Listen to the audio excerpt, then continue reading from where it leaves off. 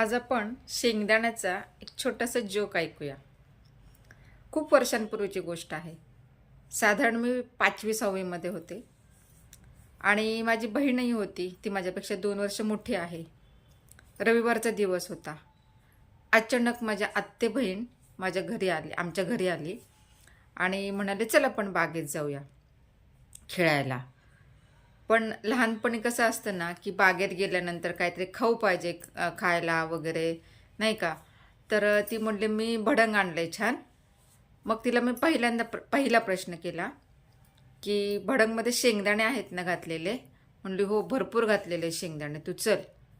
कारण त्यावेळेला माझी अशी पद्धत होती, की एक घास भडंगचा किंवा चिवड्याचा खात असेल तर कमीत कमी 1 ते 2 शेंगदाणे तरी त्याच्यात असायला हवेत, अशी त्यावेळेची माझी अपेक्षा असायची.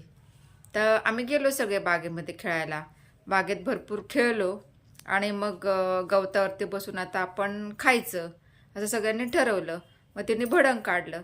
भडंग उघडलं तर मला एकही शेंगदाणा दिसेना त्याच्यात. मग तिला पुन्हा विचारलं, भडंगमध्ये शेंगदाणे घातलेत ना? म्हणली, हो भरपूर आहेत, खाली असतील बघ तळाशी.